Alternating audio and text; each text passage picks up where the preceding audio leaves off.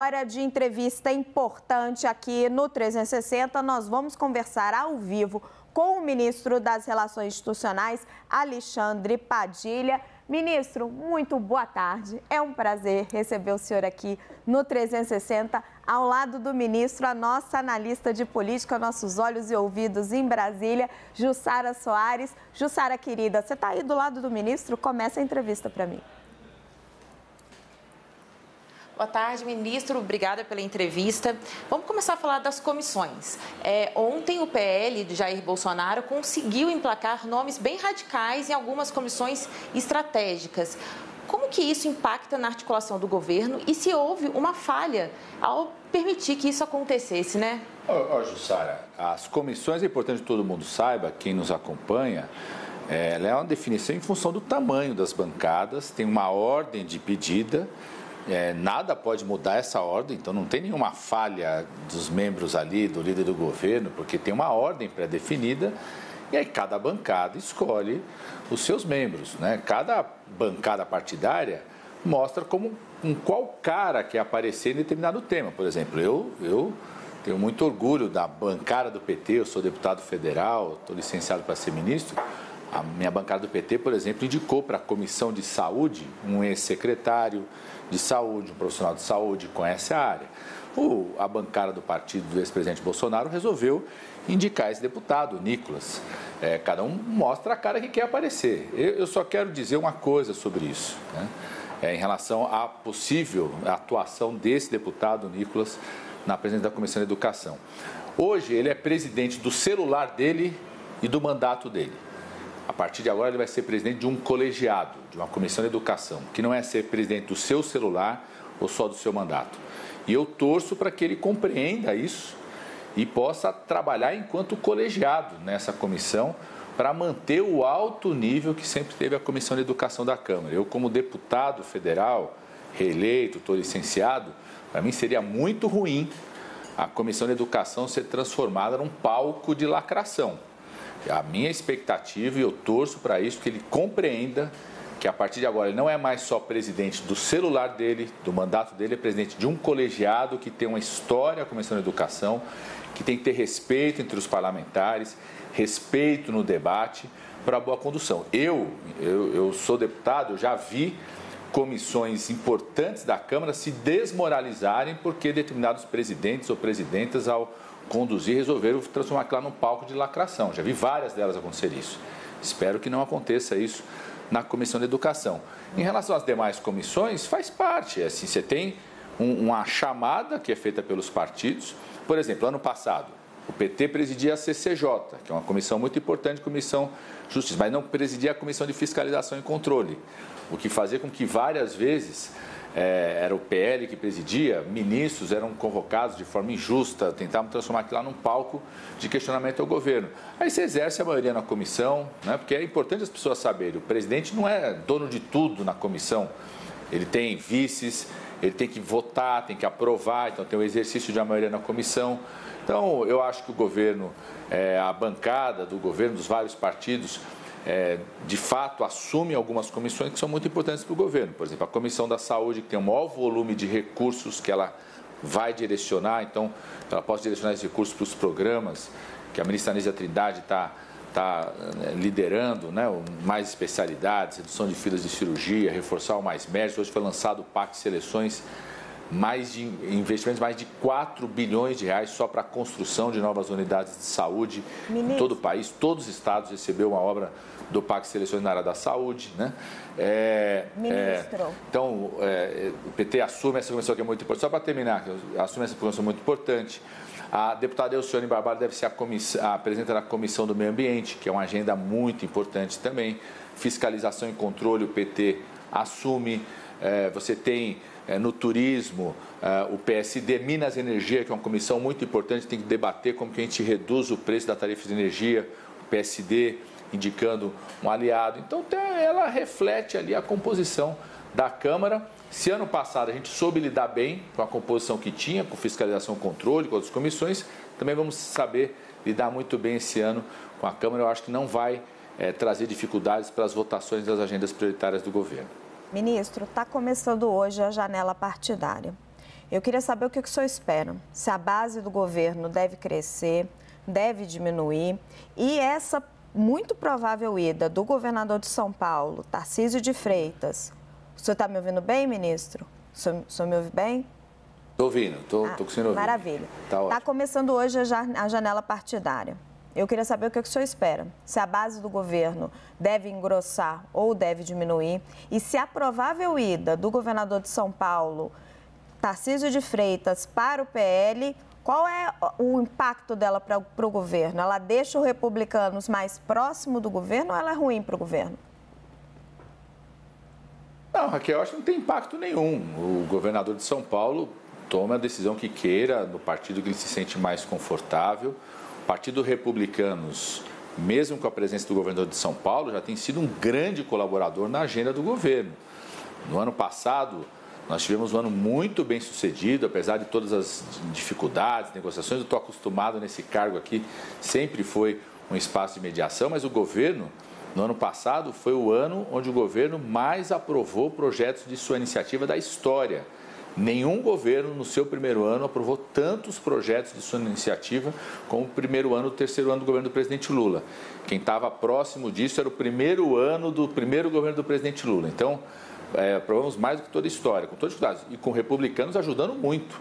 Como ajuda já nesse segundo ano também, tem o ministro Silvio, que tem um papel muito importante em portos e aeroportos. Então, independente da situação do governador Tarcísio, eu acho que o Republicanos vai continuar colaborando muito para a agenda prioritária do governo, que é a retomada do crescimento econômico.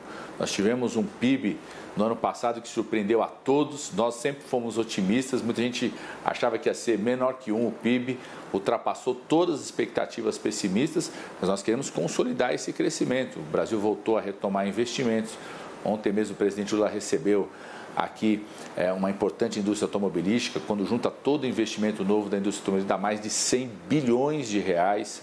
Então, reequilibrando cada vez mais a situação econômica do país, balança comercial ontem recorde, o resultado dela, e os republicanos têm ajudado muito nisso, colaborado muito nisso. Em relação à janela partidária, tem muito a ver com as disputas locais, né, Raquel? Eu tenho dito, e eu falo isso da experiência de quem já foi ministro da coordenação política nos 2 primeiros governos do presidente Lula. Então, nesse lugar, eu já vivenciei a eleição municipal de 2004, a de 2008 e a de 2012, quando era ministro da Saúde do governo Dilma. E a eleição municipal no Brasil, ela tem uma característica que ela, na grande maioria das situações, ela debate as questões locais, da cidade. É uma disputa local e os partidos são muito fragmentados no país. Você vai ver muita aliança aí no país inteiro de partidos das mais variadas na composição local. Então, acho que essa janela partidária, ela vai expressar muito essa movimentação local, até porque são prefeitos ou candidatos a prefeitos, porque se é um deputado federal ele pode até perder o mandato.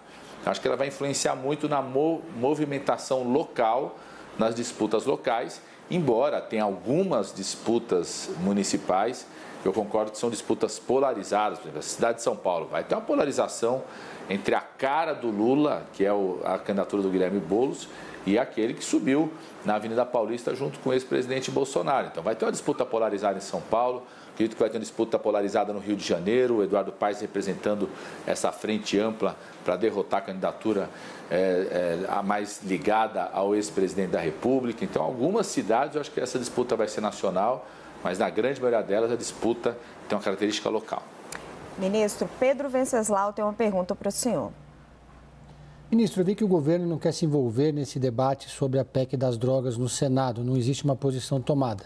Mas eu queria saber a sua posição pessoal como médico e como uma liderança histórica do Partido dos Trabalhadores. E também saber se em algum momento o governo vai travar esse debate ou vai deixar ele por conta apenas do Senado. Ô Pedro, quando você é ministro, você não tem mais posição pessoal, né, Pedro? Você tem posição de ministro. Eu estou falando enquanto ministro. E, de fato, o governo acredita que, inclusive, nem é um bom momento para o país fazer esse debate. Eu acho, inclusive, que eu tenho ouvido o início do debate no âmbito da Suprema Corte. Na própria terça-feira, nós recebemos senadores e senadoras, líderes com o presidente Lula. O sentimento de todos eles ali é que, se não tiver um debate sobre constitucionalidade da atual lei, pela Suprema Corte, talvez nem tenha esse movimento desse debate no Senado. Eu acho que o país, não é só o Brasil, o mundo inteiro está vivendo momentos de muita polarização. E eu acho que esse é um tema tão delicado, tão importante, que mexe tanto com famílias, com pacientes aí, falando como médico, que eu acho que a gente precisava se dedicar cada vez mais a cuidar dele enquanto tema de saúde pública, né? Aquilo que envolve segurança pública, usar a lei atual para agir em relação à segurança pública, do que transformar isso num debate polarizado, político, que eu acho que não contribui em nada para a solução desse problema, né? E, do ponto de vista da agenda do Congresso, nós já apresentamos a prioridade da agenda do governo, a prioridade dos nossos debates. Nós temos falado com os senadores e com os deputados, com o presidente das duas casas.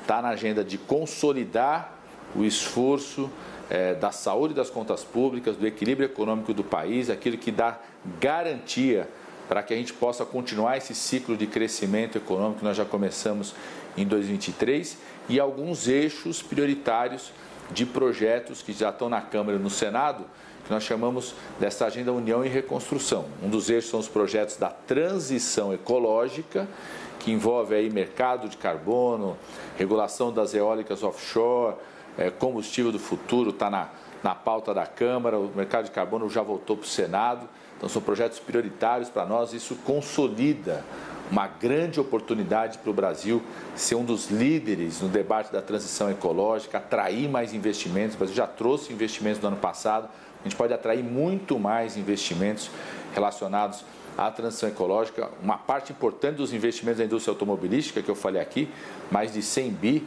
várias delas investimentos recordes, tem a ver com a produção do carro elétrico, com a produção do carro híbrido etanol e elétrico, ou seja, uma grande oportunidade que o Brasil tem nesse eixo da transição ecológica. Nós temos um eixo muito importante, que é o debate da regulamentação da cultura. Aprovamos essa semana o Sistema Nacional de Cultura, ainda tem o marco do fomento à cultura, tem o debate do ensino médio, fundamental esse debate, um eixo para baratear o crédito no país. O presidente Lula essa semana falou, precisamos ter linha de créditos mais baratas para micro, pequena empresa, o empreendedor, para o jovem, para as famílias mais pobres. Então, tudo que a gente puder fazer para baratear o crédito no país. Desculpe interromper o senhor, é que a Jussara aí do seu ladinho está me pedindo a palavra. Ministro, o presidente Lula disse aos senadores que ele pessoalmente é contra o fim da reeleição. Já o líder do governo, o senador Jacques Wagner, disse que ele é a favor. Qual vai ser a posição do governo sobre isso? Em primeiro lugar, a posição do governo é dizer que esse não é um tema central na agenda com o Senado e com a Câmara. Quero reforçar aqui, na nossa opinião, a agenda central com a Câmara e com o Senado é que a gente possa aprovar os projetos que garantem esse esforço de reequilíbrio econômico do país. O Brasil cresceu quase 3% ano passado. Para a gente continuar esse ciclo de crescimento, é muito importante continuar o ritmo de ampliação dos investimentos. É isso que sustenta o ciclo de crescimento e a segurança de que a saúde das contas públicas vão estar em dia para atrair mais investimentos. Então, você tem medidas provisórias que têm a centralidade nisso, tem o debate que nós fizemos essa semana do debate da reoneração dos setores econômicos, de como a gente acabar com o PERSE, que é um programa que foi criado durante a pandemia para setores de eventos. A pandemia já acabou, não faz sentido continuar com o mesmo desenho do programa. Então, como a gente pode terminar o PERSE para que não tenha tanto impacto nas contas públicas? No ano passado, o ministro Fernando Haddad apontou aí quase 15 bilhões de reais só no ano passado nas contas públicas desse programa, com a pandemia tendo acabado, levou os dados para a Câmara. Como que a gente possa garantir que no debate da gestão orçamentária a gente garanta que não tenha desequilíbrio no orçamento, além dos eixos, como estava falando, da transição ecológica, do barateamento do crédito, da agenda social, e um debate muito importante, que inclusive já tem um pré-relatório apresentado no Senado, que é o debate da regulação da inteligência artificial, o debate das fake news, que tem um impacto sobre as eleições. Então, acho que inclusive o Congresso tinha que se dedicar muito a essa discussão. Então, não tem uma decisão, uma posição do governo? Você acha que isso não entra na pauta?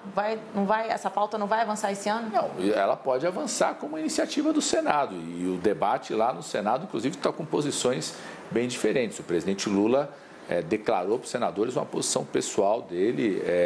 Ele fala, inclusive, você compara as maiores democracias do mundo, todas elas têm o estatuto da reeleição.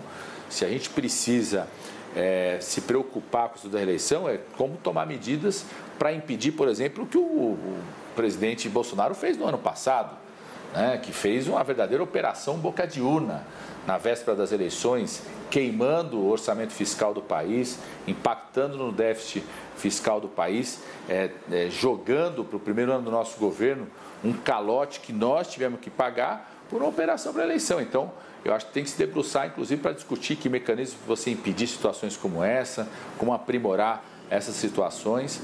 Eu acho que não é um debate prioritário, respeito, é legítimo o Senado, a Câmara querer debater. Agora, a concentração do governo vai estar na agenda econômica, na agenda de redução da pobreza, no equilíbrio das contas públicas. A lei eleitoral está aí, né, para isso, né, ministro? Vamos aguardar, tem um julgamento no TSE, acho que uma ação especificamente sobre isso que o senhor mencionou, sobre Jair Bolsonaro.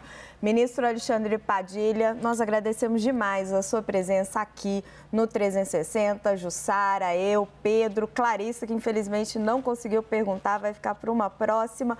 Muito obrigada. Nós conversamos com o ministro Alexandre Padilha, ministro das Relações Institucionais. Obrigada, ministro. Eu agradeço, Raquel, um grande abraço. Clarissa, liga aqui para a Mari e faz uma pergunta aqui que eu respondo depois para você.